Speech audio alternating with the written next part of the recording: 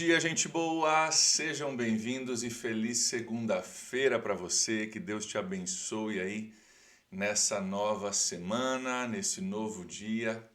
Que bom que você está por aqui começando o seu dia, a sua semana junto comigo, né? Na palavra, ouvindo a voz de Deus, falar conosco e começando o nosso dia bem. Então seja muito bem-vindo e mais uma vez, feliz segunda-feira para você. Nós vamos começar novamente nossa rotina devocional dessa semana. Estamos hoje em Ruth capítulo 2. Ruth capítulo 2. Se você tem uma Bíblia, já abra aí comigo. Já se prepare para nós podermos falar um pouquinho sobre esse capítulo. Nós, na verdade, no nosso plano de leitura, nós deveríamos ter lido Ruth capítulo 1 ontem, né? Então só vou dar uma recapitulada, caso você não tenha lido, para que você possa pegar o fio da meada. Nós vamos estar estudando o capítulo 2, né, ainda hoje, 3 amanhã e 4 depois de amanhã. Então nós vamos pegar o livro todo de Ruth. Eu não quero que você, né, perca por causa de não ter lido o capítulo 1. Então nós vamos dar uma recapitulada em algumas coisas.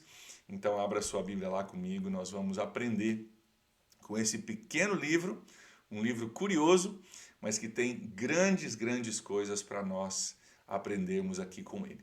Eu quero lembrar a você que está entrando agora que hoje é segunda-feira. Segunda-feira é minha folga, então eu gravo o episódio de segunda-feira previamente, ok? Por isso eu não posso dar um bom dia aí para você que está entrando, mas por favor, dê o seu bom dia, coloca aí no chat, interaja uns com os outros. Nós vamos ter um tempo de oração no fim, então você pode colocar o seu tempo, o seu pedido de oração, e eu vou pedir que vocês me ajudem orando uns pelos outros, tá? Lendo os pedidos de oração, orando uns pelos outros, e amanhã, terça-feira, eu estarei de volta ao vivo, e aí sim a gente pode interagir um pouquinho, tá bom?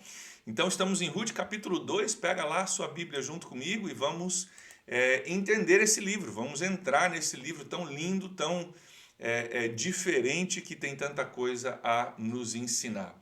O livro ele tem 3 personagens principais na sua história, e a sua história começa já nos ligando com o livro de Juízes, onde nós estávamos, né?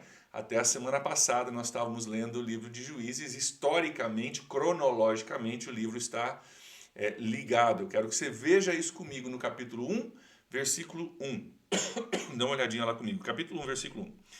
Na época dos juízes, houve fome na terra. Então, na época dos juízes, nós estamos no mesmo período histórico que nós víamos na semana passada, e diz que houve fome na terra. A gente já sabe que os juízes, né, o livro de Juízes relata alguns momentos muito difíceis do povo de Israel, onde, por causa de N motivos, eles estavam passando necessidade, passando dificuldades.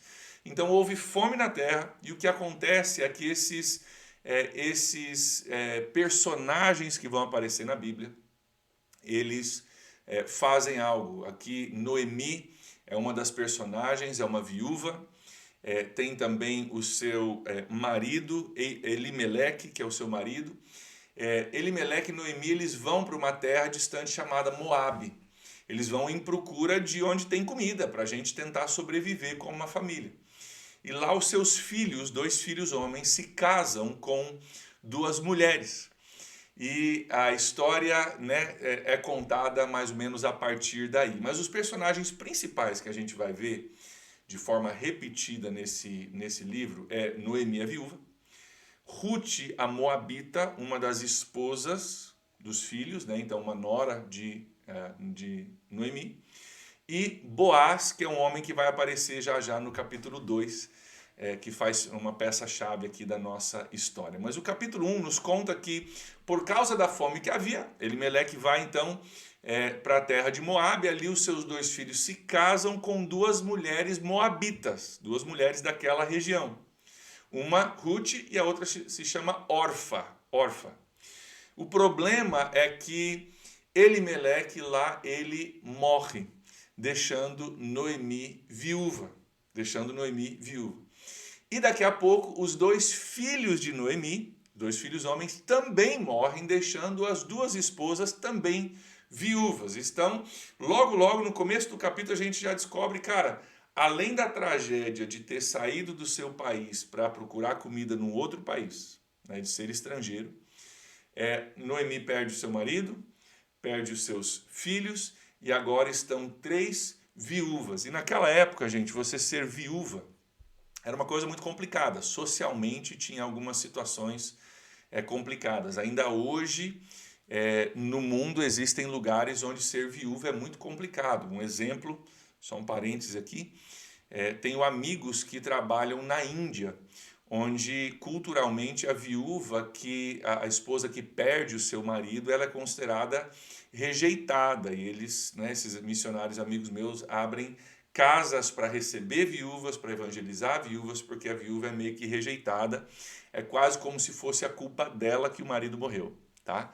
Então, deixa 3 mulheres viúvas, e sabendo que a vida de uma viúva já é complicada, e Noemi já estava pensando em voltar para Israel, para sua terra, ela também diz para Ruth e para Orfa, gente, volta também para a família de vocês, eu vou voltar para minha família, vou tentar me abrigar lá, vou tentar achar ajuda lá, e eu sugiro que vocês também voltem para suas famílias, fiquem aqui em Moabe, mas volte para a casa dos seus pais, onde vocês vão ter provisão e sustento e proteção, no mínimo, né? Eu vou voltar para Israel. E Orfa, uma das noras, ela concorda e ela volta então para a casa dos seus pais. Mas Ruth, a outra nora, não concorda. A mulher cujo, né, que o nome, o livro, né, carrega o nome dela, Ruth, ela não concorda e ela diz: não, eu não vou deixar você voltar sozinha para sua terra como viúva. E aqui aparece um texto muito famoso que muitas vezes se lê em casamentos, está no capítulo 1, versículo 16 e 17. Quero ler para você. Quando eu ler, você vai pelo menos ter ouvido em algum momento. Ruth, capítulo 1, versículo 16 e 17. Noemi diz: cara, voltem para suas casas, vão procurar, né, outros maridos, casem-se de novo para que vocês tenham provisão. E Ruth diz, porém: não insistas comigo que te deixe e não mais te acompanho. Aonde fores, irei. Onde ficares, ficarei. O teu povo será o meu povo e o teu Deus será o meu Deus. Aí continua no 17, né? Aonde morreres, morrerei, e ali serei sepultada, que o Senhor me castigue com todo rigor, se outra coisa que não a morte me separar de ti. Então, lindo declaração de lealdade de Ruth para com Noemi, e é um texto muito famoso. E o capítulo capítulo 1 termina com Noemi mudando o seu nome. Ela muda o seu nome de Noemi para Mara. Mara no hebraico significa amarga, e ela faz essa mudança porque a sua vida tinha sido amargada por essas situações. Você imagina, você sai da sua terra, se torna estrangeiro em Moabe, por quê? Porque não tinha comida, é uma questão de sobrevivência. Então você já está passando necessidade na tua terra, você vai para outro país, como estrangeiro que tem suas complicações, e você vai porque você estava com fome aqui. Então, fome, estrangeiro, marido morre, quando o marido morre ainda os filhos cuidam, os filhos também morrem, e agora você volta para a sua terra, né, e a sua vida se amargou. Então ela muda o nome dela. E as 2 mulheres juntas voltam para Israel. Ruth diz: cara, eu vou contigo, seu Deus vai ser meu Deus, seu povo vai ser meu povo, e eu vou junto contigo para Israel. E as 2 voltam juntas. Assim termina o capítulo 1, assim termina a introdução dessa história. No capítulo 2, que é o capítulo que nós temos como parte da nossa leitura de hoje, nós lemos a continuação ali a partir do versículo 1 e 2. Eu quero ler contigo 1 e 2, tem informações aqui que são muito importantes para nós. Diz assim, capítulo 2, versículo 1. Noemi tinha um parente por parte do marido e era um homem muito rico e influente. Pertencia ao clã de Elimeleque e chamava-se Boaz. Aqui então entra o terceiro personagem. Boaz aparece e diz que ele era um parente de Noemi, que era um homem rico e influente. Versículo 2 diz que Ruth, a moabita, disse a Noemi: eu vou recolher espigas no campo daquele que me permitir, de quem me permitir. E Noemi diz, vá minha filha então. Duas coisas bem interessantes para a gente entender aqui, dois pontos que a gente precisa entender para pegar o fio da meada. O primeiro é que aqui no capítulo 1 fala que Noemi tinha um parente chamado Boaz. Isso implica algumas possibilidades que vão aparecer na frente pelo fato deles serem parentes, ok? No Antigo Testamento, Deus instrui o seu povo a permitir, por exemplo, que estrangeiros e pobres passem pelo seu campo na época da colheita e peguem para si o que foi deixado para trás.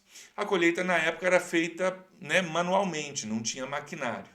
Então, sempre era deixado para trás alguma coisa que não se viu, que não se percebeu. Inclusive, tem até alguns textos na Bíblia onde Deus instrui para certas partes do campo você não colher. Você deixava lá os cantos, por exemplo, para que os pobres pudessem passar pelos campos na época da colheita e ter o que comer. Então, existia uma cultura e um ensinamento do Antigo Testamento que dizia, olha, você está colhendo lá com seus trabalhadores, ok, mas depois que você passou e colheu, os pobres podem vir e passar de novo e ver se você esqueceu alguma coisa, e se você esqueceu, é deles. Inclusive, deixe algumas coisas para os pobres, para que os pobres possam vir, trabalhar e assim ter o que comer. É muito, muito interessante que isso acontece. Então, duas coisas no versículo 1. Primeiro, a gente aprende que Boaz é um parente. Segura essa questão de ser parente para o nosso devocional de amanhã, porque vai aparecer por que isso é importante. Então, Boaz é um parente. E Ruth sai, então, para buscar um pouco, colher alguma coisa onde permitirem ela, onde deixarem ela entrar, ela vai entrar e vai tentar, então, colher alguma coisa. E é muito interessante que Ruth ela vai colher, e no capítulo 2 aparece que ela vai colher justamente no terreno, justamente no campo de Boaz, que era seu parente. Exatamente, ela mal sabia, ela não sabia que ele era parente, mas ela vai então e colhe no campo de Boaz. E aparecem aqui uma série de coincidências que não são coincidências. Começa com elas chegando em Israel na época da colheita. Isso é coincidência? Não. Segundo, Ruth vai colher e ela encontra justamente o campo de Boaz para colher, que era parente dela. Isso é coincidência? Também não é coincidência. Olha comigo o versículo 4, capítulo 2, versículo 4. Naquele exato momento, que momento? Momento em que Ruth entra no campo de Boaz para colher. Naquele exato momento, Boaz chegou de Belém e saudou os seus ceifeiros. O Senhor esteja com você. Ou seja, no momento que Ruth entra no campo de Boaz, Boaz aparece. Isso é coincidência? Também não é coincidência. E nós vamos ver aqui que o livro é repleto de aparentes coincidências, que de fato não são coincidências. Nós vamos chegar nisso já já na nossa aplicação. Deixa eu só fazer uma pausa aqui para dar as boas-vindas a você que está chegando, a você que entrou um pouquinho atrasado hoje. Seja bem-vindo, bom dia para você, feliz segunda-feira.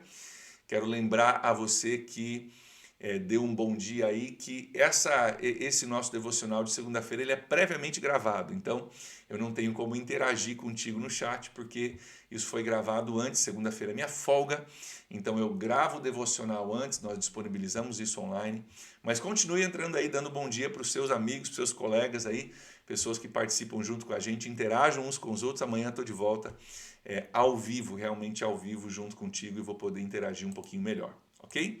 Então, no versículo 1 e 2 a gente aprende muita coisa, e no versículo 4 Boaz chega, um monte de coincidências. Boaz, ouvindo a história de Noemi e de Ruth, ele ouve ali dos seus ceifeiros um pouco da história, ele decide mostrar bondade para com Ruth. E ele instrui ela, no capítulo 2, ele diz, ei, fica no meu campo, nos meus campos, fica ali onde estou. Ele era um homem rico e influente, então presumidamente tinha muitas áreas plantadas. Fique somente nos meus campos, ele diz, por sua proteção. E ele diz, olha, a hora que você precisar beber água, no calor do dia você está colhendo, vai, pega a água, não tem problema, já está liberado para você poder beber sua água. Ele já instrui os seus ceifeiros, os homens, dizendo aí, não mexa com ela.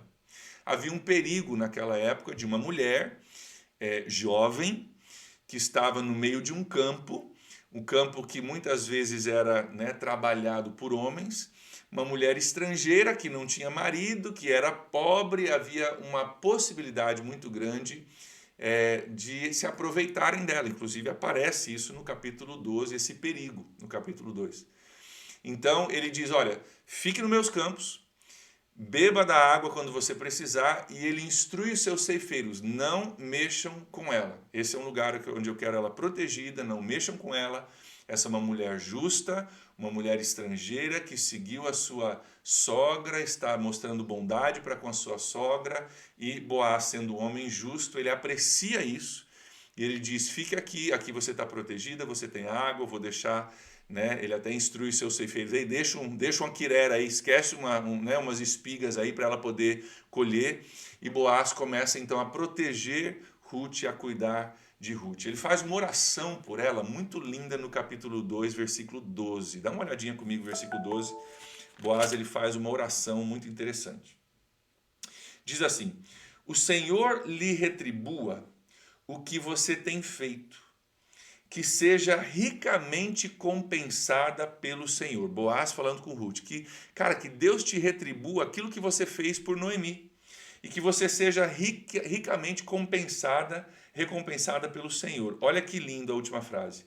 O Deus de Israel, sobre cujas asas você veio buscar refúgio. Ei, que o Deus de Israel, sobre cujas asas você veio buscar refúgio, possa te recompensar e possa cuidar de você. Incrível a oração aqui que Boaz faz por Ruth. E ao voltar para casa no fim do dia, depois desse encontro com Boaz, esse homem que mostra bondade para com ela, que protege ela, que cuida dela, Ruth, ela então conta para Noemi, ela traz o fruto do seu trabalho, a comida que elas comeriam naquela noite, e ela conta que esteve colhendo num campo, e talvez Noemi, até mesmo pela quantia que ela voltou, né, provavelmente tinha muitos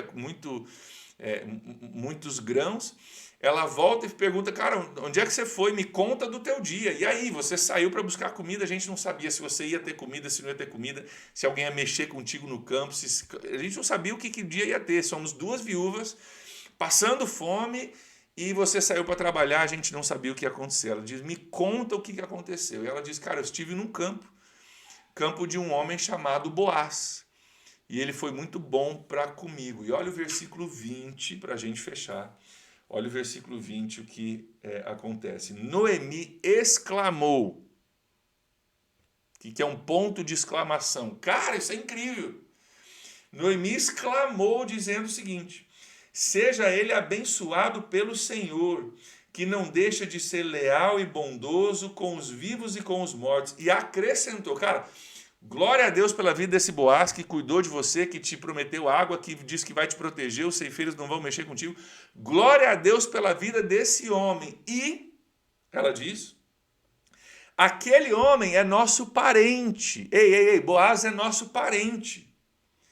E é um de nossos resgatadores. Ele é nosso parente e é um de nossos resgatadores. E nos próximos capítulos aí, nós vamos ver por que é tão importante que Boaz era um parente e qual é essa história de resgatador. Já, amanhã, nós vamos entrar nesses detalhes e vamos ver o desfecho dessa história nos próximos 2 dias. Mas eu quero aplicar contigo algumas coisas dessa história. Quero passar para a aplicação e já para a nossa oração. Lembrando que se você tem um pedido de oração, já coloca aí, tá?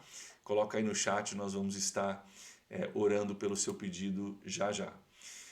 Quero aplicar contigo algumas coisas, né, sobre esse livro, o restante do livro, e por que esse livro está na Bíblia. O que esse livro está fazendo aqui na Bíblia? É uma história muito linda, de uma história de restauração, é uma história de esperança, uma história de renovo. Nós vamos ver até o fim do livro que Deus renova e restaura muita coisa na vida de Noemi, na vida de Ruth. Mas uma das coisas que o livro de Ruth nos mostra é o agir de Deus ao longo do tempo,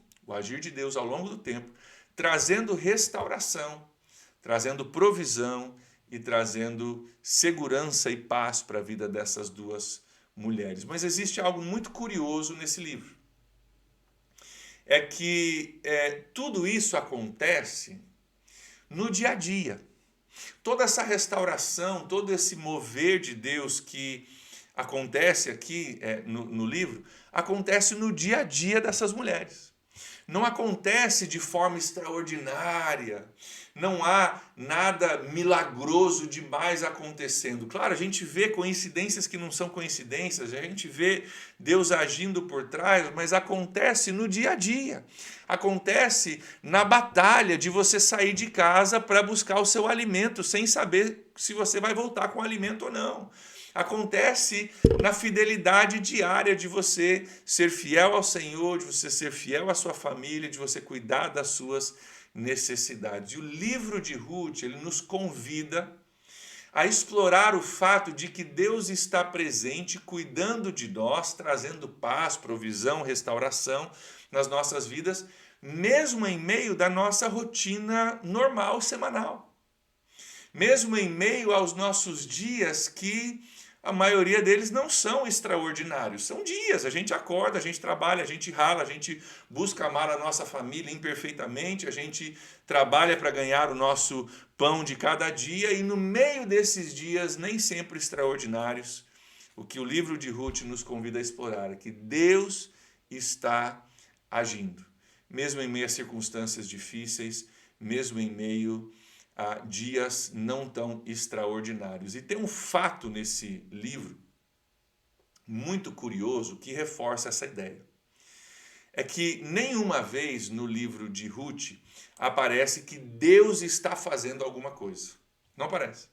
Não há nenhum anjo que aparece e nenhum profeta que diz alguma coisa para essas duas mulheres. É uma história de duas mulheres lutando por sobrevivência, trabalhando e vivendo as suas vidas.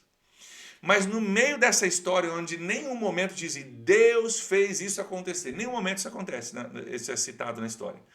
Mas é óbvio nessa história que Deus está por trás das cenas, agindo, guiando, protegendo, cuidando e fazendo com que as circunstâncias se alinhem para cuidar da vida dessas duas mulheres. E essa é uma das mensagens principais do livro de Ruth. Que Deus está agindo na minha vida e na sua vida, mesmo quando nós não vemos. Não tem anjo que aparece, não tem profeta, não tem céu se partindo e Deus descendo sobre a vida dessas mulheres. Nós não vemos. Mas o que o livro de Ruth nos convida a explorar é que muitas vezes Deus está agindo no meio do nosso dia corriqueiro, no meio da nossa segunda-feira, como é hoje. Mesmo quando não é evidente ou aparente que ele está agindo, o fato é que ele está por trás das cenas, guiando as nossas vidas de acordo com o seu propósito. E o livro de Ruth nos convida a enxergar a Deus mesmo quando ele não é óbvio. O livro de Ruth nos convida a enxergar a Deus agindo nas nossas vidas, mesmo quando ele não é óbvio. E nos convida a confiar em Deus, mesmo quando as circunstâncias não são favoráveis. Eu acho esse tema muito, muito interessante para nós no momento que nós estamos vivendo hoje. Nós estamos hoje no meio de uma pandemia que já se estende há mais de um ano, com algumas incertezas sobre o nosso futuro, né? Gostaríamos muito que Deus estalasse os dedos e resolvesse tudo para nós. Que a gente pudesse dizer, passou, Deus estalou os dedos, desceu do céu, veio o anjo, profeta, puf, acabou, pandemia. Talvez você esteja, além da pandemia que já se estende, talvez esteja passando por uma outra dificuldade pessoal que amplifica a dificuldade desse momento que você está vivendo. Mas eu quero te convidar hoje a você crer que Deus está agindo em seu amor para cuidar de você, para te restaurar, para te dar esperança e um futuro, mesmo quando você não vê, mesmo quando não é óbvio, mesmo quando as circunstâncias estão difíceis. Eu quero te convidar, e é o convite do livro de Ruth, de você crer, cara, mesmo que não seja óbvio, mesmo que não seja na hora que eu quero, do jeito que eu quero, mesmo que não seja no estalar de Deus, a promessa, no estalar de dedos, a promessa de Deus é que Ele olha pelos seus. E Ele está agindo no nosso dia a dia, na nossa segunda-feira, na nossa semana corriqueira, nas nossas incertezas sobre o futuro. Deus está agindo por mim e por você. Então quero te incentivar hoje, faça a sua parte. Trabalhe, seja fiel, seja justo, seja honesto, seja fiel para com aquilo que Deus colocou à sua frente, como Ruth foi fiel, né, junto com Noemi. Trabalhe, faça a sua parte e creia que Deus se importa sim com a sua história, se importa sim. Creia que Deus, assim como se importou aqui com duas viúvas, Ele se importa também comigo e contigo. Ele quer que você creia nisso hoje, que Ele se importa comigo e contigo também. Que essa palavra possa hoje renovar o seu coração, que essa palavra hoje possa renovar o seu ânimo para uma nova semana e que você possa confiar que Deus está agindo no meio das circunstâncias, no meio daquilo que parece coincidência, mesmo quando ele não é óbvio e não aparece de forma sobrenatural. Deus está agindo, cuidando de você e direcionando você para os seus propósitos. Essa é a mensagem do livro de Ruth para mim e para você hoje. Você recebe isso? Consegue receber isso como uma palavra de Deus sobre a sua vida? De que Deus é o nosso Pai de amor que cuida de nós? Eu oro para que Deus possa ministrar isso ao seu coração nessa manhã. Queridos, nós vamos encerrar por aqui, vamos continuar o nosso estudo amanhã no capítulo 3, mas eu quero fazer uma oração contigo, uma oração já que inclui todos os seus pedidos aqui também, que vocês possam estar colocando no chat. Então, coloque aí o seu pedido, vamos orar e logo depois vamos estar encerrando o nosso tempo. Pai, em nome de Jesus, nós te agradecemos hoje pelo lembrete nessa segunda-feira de que o Senhor é um Deus de amor que cuida de nós. Obrigado, Pai, por isso. Pai, eu oro hoje por cada pessoa e por cada pedido nessa manhã, cada circunstância e situação que o Senhor muito bem conhece. Cada pedido aqui no chat e outros pedidos que talvez não apareçam aqui. Nós oramos por cada um deles, Pai. Oramos, Pai, que o Senhor enche o nosso coração hoje de confiança de que o Senhor está conosco. E mesmo que não seja óbvio, mesmo que não se resolva no estalar de dedos, nós escolhemos confiar na tua bondade e na tua fidelidade. Deus, abençoa o teu povo hoje, renova as suas forças, a sua esperança em ti, que nós possamos fazer a nossa parte, de orar, de trabalhar, de sermos fiéis, e que nós possamos crer que o Senhor está agindo, mesmo quando não parece óbvio. É nossa oração hoje em nome de Jesus. Amém. Amém, queridos, que Deus te abençoe. Até amanhã, 7h30 da manhã, ao vivo, estaremos de volta com o capítulo 3. Uma boa semana para você. Deus te abençoe. Tchau, tchau.